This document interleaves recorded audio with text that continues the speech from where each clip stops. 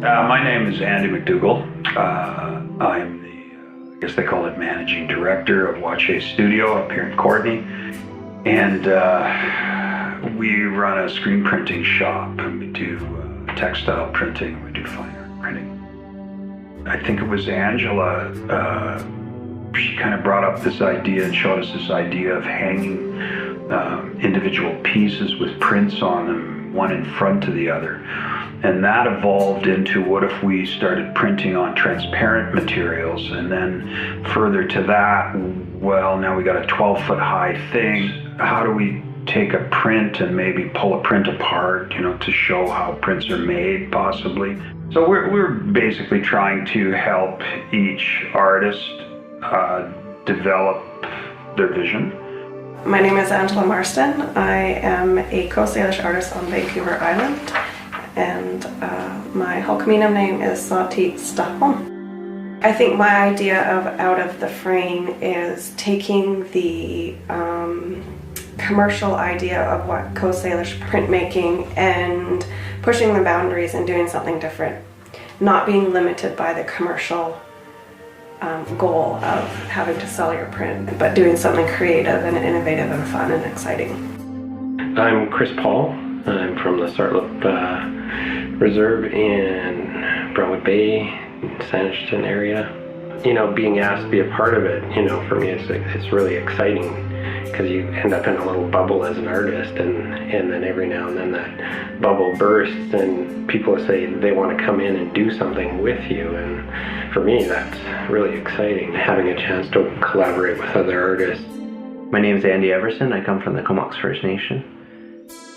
I got involved with this project when approached by Andrea Walsh from University of Victoria, and I heard about it through the grapevine here at the Wachiay Friendship Center. Been involved with the creation of Wachiay Studios right from the get-go, working on courses with Andy McDougall. So loop on things that happen on the screen printing side of Wachiay Studio. I'm lessLIE. My colonized Catholic Canadian name is Leslie Robert Sam. I'm mostly Cowichan from Duncan. Yeah, out of the frame, to me, initially when I began to talk with Andrea Walsh, was that we were talking about how serigraph printing or giclée printing, or various forms of printing on the Northwest Coast, are sort of frowned upon as being beneath carving and jewelry, that it's not really on that level because it's not original works.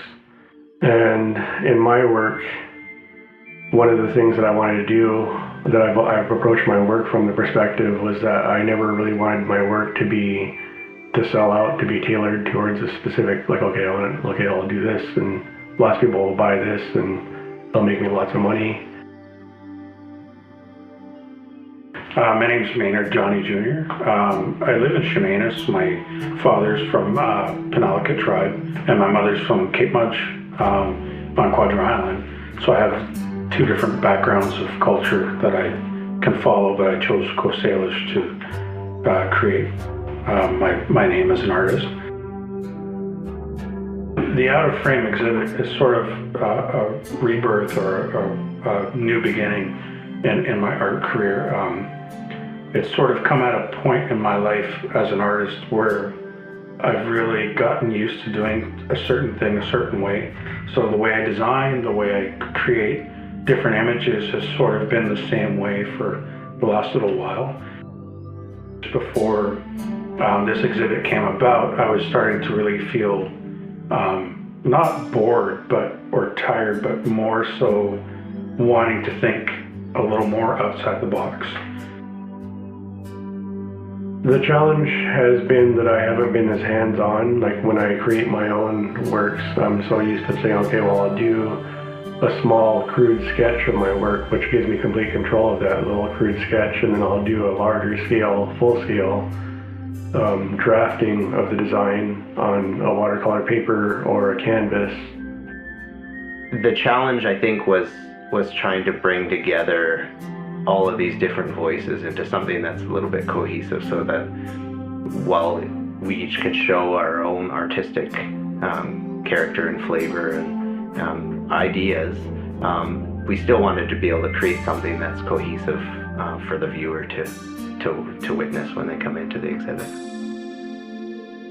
Well, for me, it's always exciting when I work in silkscreen because I work in everything, glass, metal, all sorts of different mediums. It helps me, propels me forward to keep silkscreening alive. I don't know, I think it was just sort of a natural progression from one style of art to another. It's like learning a new discipline. It's sure, it can be challenging at times, but it's also exciting when you're learning new form lines and ways of putting things together. It's maybe a little bit more somewhat organic, but even when you're still designing with a very structured form line, it's still somewhat organic, and you're still putting pieces together. So it felt very natural, I guess. Well, for me, the West Coast is actually the landscape and the culture and the weather. And of course, being a part of that, being a little kid, I started with landscape artwork and then eventually moved into West Coast art, which is where I found the most gratifying connection to all of what I just originally described. And starting more abstractly first, and then it sort of subtly made its way into my artwork, which was really the culture coming in, which was really special. The challenge has been that I haven't been as hands-on. Like when I create my own works, I'm so used to saying, okay, well, I'll do a small crude sketch of my work, which gives me complete control of that little crude sketch, and then I'll do a larger scale, full scale drafting of the design on a watercolor paper or a canvas or whatever media that I'm painting on. Complete control in how that I draft it onto that surface and then paint it. Versus this one, I didn't have as much control, which I was all right with. Just the distance of, I live in a different area, so having to correspond on Facebook and through emails and text messages required a bit of flexibility with what I was doing. And then working with Andy McDougall, and I think he's also got a different way of looking at printing than the traditional printing of native art. And it's funny because silkscreen printing is a contemporary form, but Andy's got a bit of a different way of thinking in terms of how we can do this. And collaborating with the other artists, I think, is an amazing thing for me personally to experience anyways, to work, not necessarily we're collaborating on designs, but collaborating on making an installation together. I think it'll be neat to have it all come together once they're up, and it's a different way of looking at what you can do with printing. Working from their sketches, working from their drawings, we try to figure out what, the color, how the colors are going to go together. And then they have to trust us to a point that we're going to try to deliver the best job that we can. That's kind of how I feel. And I guess, again, you could call it contemporary. I just finished a drum that was 8 colors, and normally I use 2 or 3. And I had so much fun doing it, and it makes the native art, like the Salish design, pop out more, be more vibrant, more colorful. It gives it just that much more appeal to it. It's fun and it's creative, and they're different colors that maybe might not necessarily sell so well in a gallery, but they look nice together. Do you know, and they're fun. It's a fun color combination. You can conceptualize things, but when the ink hits the paper, or the mylar in this case, things change a little bit. And so we had ideas about how this would work, and then depending on the imagery that we got, the size of it, all that, things had to be changed around. Change is always happening, and it doesn't matter how much we struggle with it or how how okay we are with it. It's going to happen regardless of where we are at in our lives.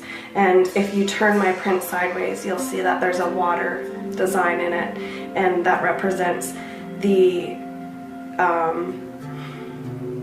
goal of being fluid as opposed to struggling and being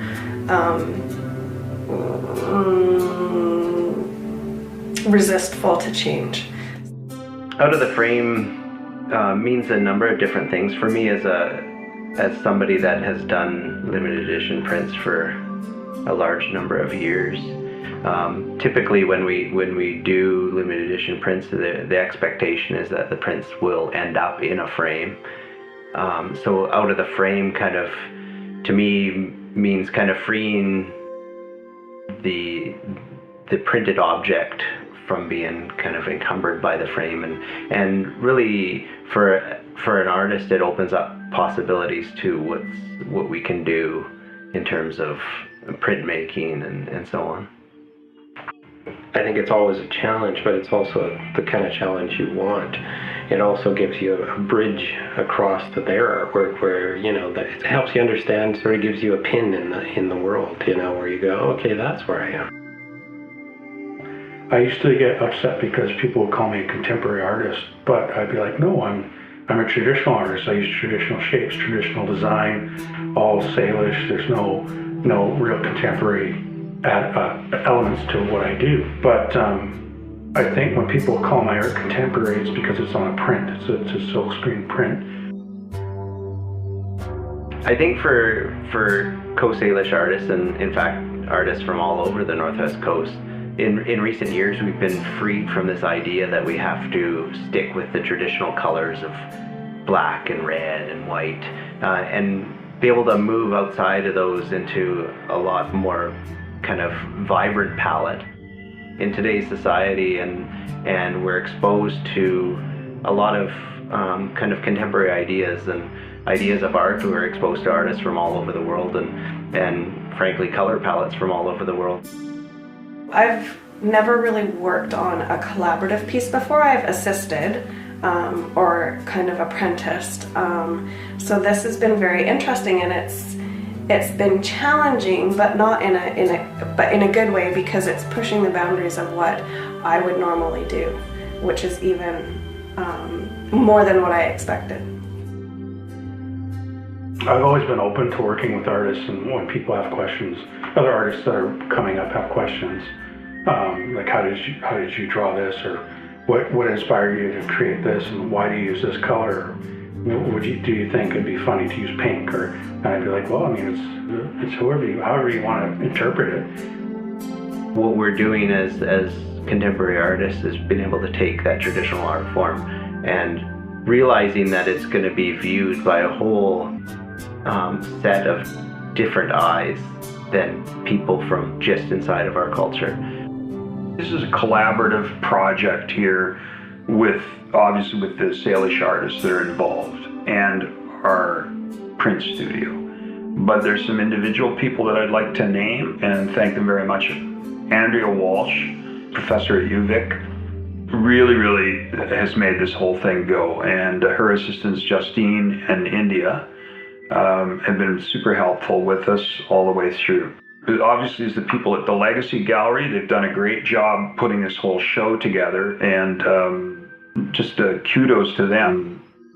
There's another group that it wouldn't have happened without, and that's First Peoples Cultural Council and the BC Arts Council, who very graciously funded our collective to do this whole project. I want to thank the Wachiay Friendship Center, who basically the Wachiay studio works in the Wachiay Friendship Center building, and it's just been great working with them, and everybody's been really nice to the artists coming up.